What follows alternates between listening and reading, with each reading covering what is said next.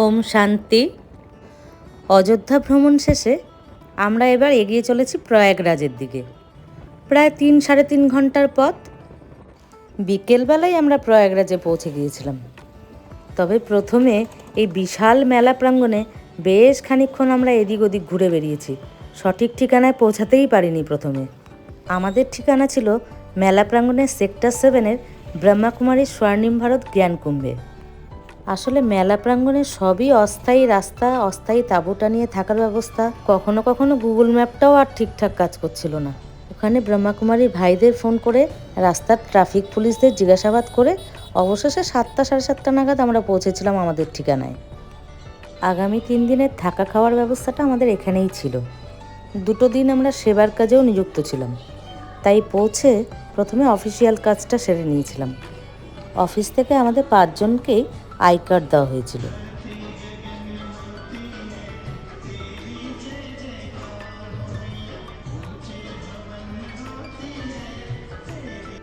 তবে রাত্রেবেলা আমাদের থাকার ব্যবস্থাটা কিন্তু হয়েছিল মেলা প্রাঙ্গণ থেকে বেশ খানিকটা দূরে। আরেলে সামনে যে ব্রহ্মাকুমারীর গাড়িটা দেখা যাচ্ছে, ওনারাই আমাদের পথ দেখিয়ে নিয়ে যাচ্ছেন সেখানে। মেলা প্রাঙ্গণেই আমরা নৈশভোজন সেরে এবারে চলেছি আরেলের পথে। এই ব্রিজটি হলো যমুনার ব্রিজ। কি সুন্দর লাগছে রাত্রেবেলায় দেখতে।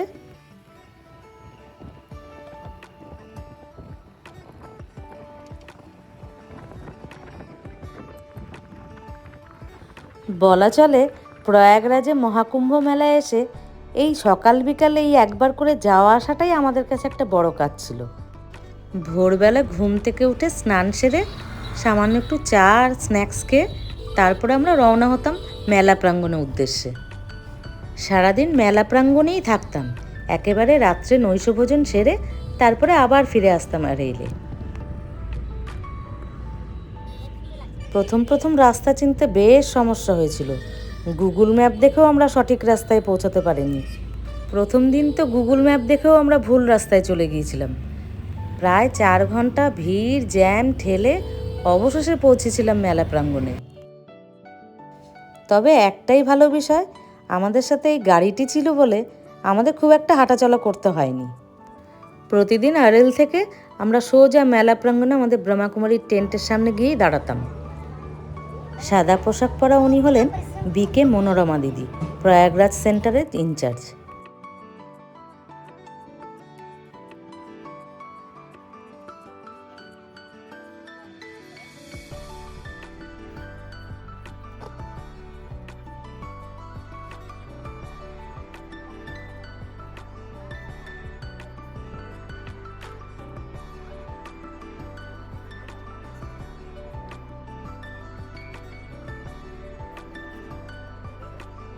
মাত্র 2 দিনের জন্য আমরা এখানে সেবা করার সুযোগ পেয়েছিলাম।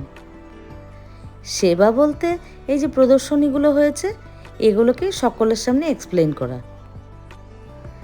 আমরাও যেমন আশেপাশের সংস্থাগুলিতে মেলা দেখতে গিয়েছি, তেমনি আশেপাশে থেকেও বিভিন্ন মানুষ বিভিন্ন সংস্থা থেকে আমাদের মেলাগুলো দেখতে আসছেন। ইভেন স্থানীয় মানুষরাও এসছেন। ওনাদের অনেক রকম জিজ্ঞাসা, আর আমাদের সেবা ছিল এই ব্রহ্মাকুমারীর থটগুলোকেই ওনাদের সুন্দরভাবে এক্সপ্লেন করা। এই সুবাদে কত অপরিচিত মানুষের সাথে যে আলাপ হলো। বাচ্চা থেকে বয়স্ক কত সাধু সন্ন্যাসীরাও এসেছিলেন দেখতে। খুব প্রশংসা করলেন ওনারা। আর এই যে দেখছেন সত্যযুগীয় রাজদরবার, আমি এখানেই সেবা করতাম। 2 দিনের মধ্যেই সবাইকে খুব আপন মনে হচ্ছিল।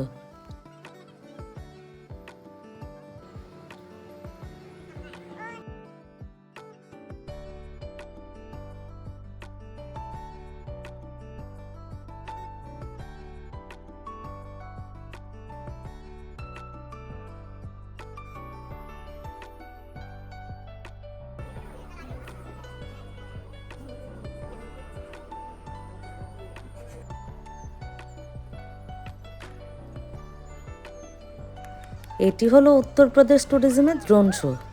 সন্ধ্যার আকাশে দারুণ লাগতো দেখতে।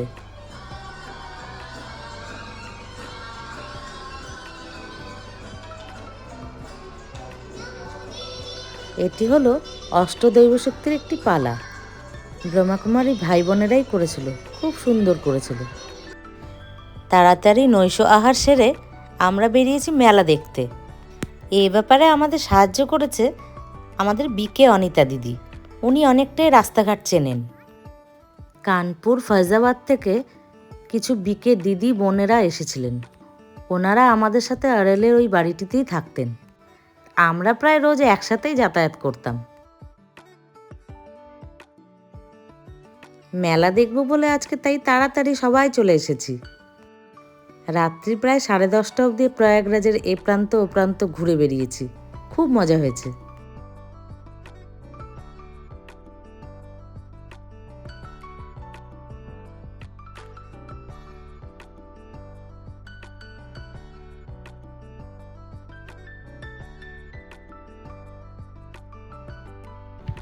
এটি হলো আড়েলের যমুনা ঘাট।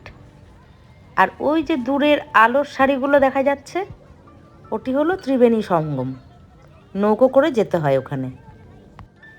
এখন অনেক রাত হয়ে গিয়েছে, এখন বাড়ি ফিরতে হবে। ভোরবেলা আবার এখানেই আসবো স্নান করতে। ভোরবেলার এই অপরূপ সূর্য উদয় কি সুন্দর দেখাচ্ছে চারিদিকটা।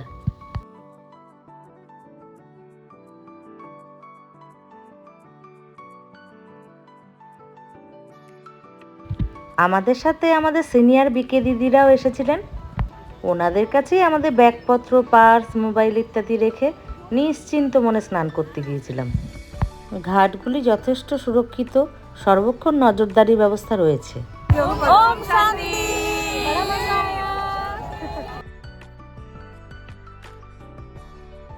স্নান সেরে আবার মেলা প্রাঙ্গণের উদ্দেশ্যে রওনা হওয়া।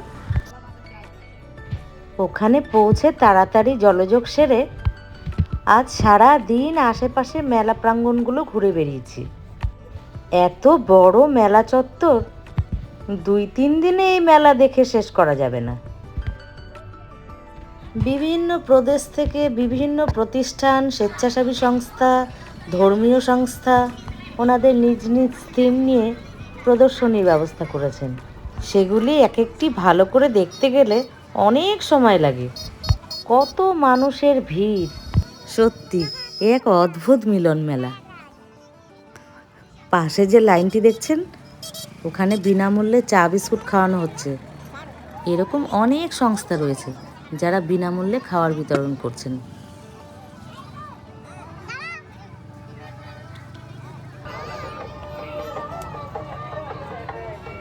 এখানে রাস্তাঘাটগুলোর অবস্থা দেখেছেন? কি ধুলো!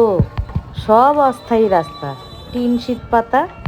এই ধুলো নিবারণের জন্য মাঝে মধ্যে আবার জল ছিটানো হচ্ছে, তাতে আরও কাদাময় অবস্থা।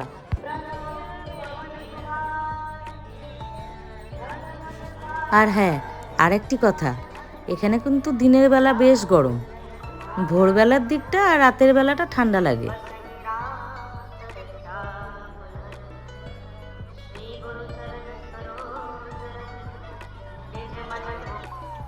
মেলা চত্বরে পানীয় জলের ব্যবস্থা, শৌচালয়ের ব্যবস্থাও রয়েছে। যদিও কোটি কোটি মানুষের ভিড়ে সেগুলোর কি দশা সে তো অনুমান করাই যাচ্ছে। এছাড়া পুলিশ নজরদারি ব্যবস্থা, ফায়ার ব্রিগেড, অ্যাম্বুলেন্স, চিকিৎসার ব্যবস্থা ইত্যাদিও রয়েছে দেখলাম।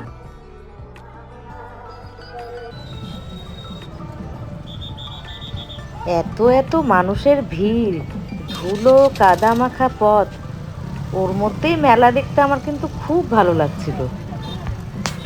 এক অদ্ভুত অনুভূতি, যা ভাষায় প্রকাশ করা যায় না। শাহী স্নানের 2-3 দিন আগের থেকেই মেলা চত্বরে কিন্তু গাড়ি প্রবেশ করতে দেওয়া হয় না। মেলা চত্বরের বাইরে গাড়ি পার্কিং করে পায়ে হেঁটেই মেলাটা দেখতে হবে। তবে শাহী স্নানের আগের দিন থেকে সেটাও সম্ভব নয়।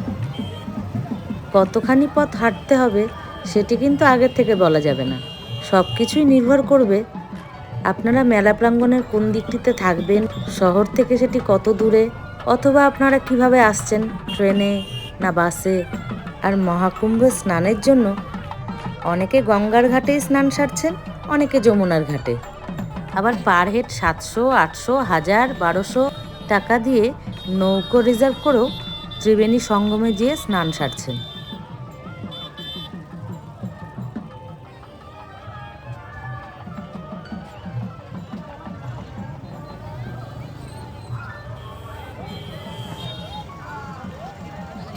আমাদের চার মূর্তির প্রয়াগরাজে মহাকুম্ভ মেলার এই সফর দুর্দান্ত হয়েছে।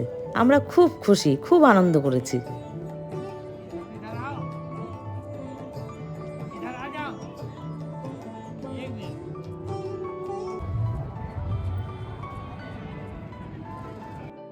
প্রিয় বিকে মনোরমা দিদির কাছ থেকে সওগাত নিয়ে এবার বিদায় নেবার পালা।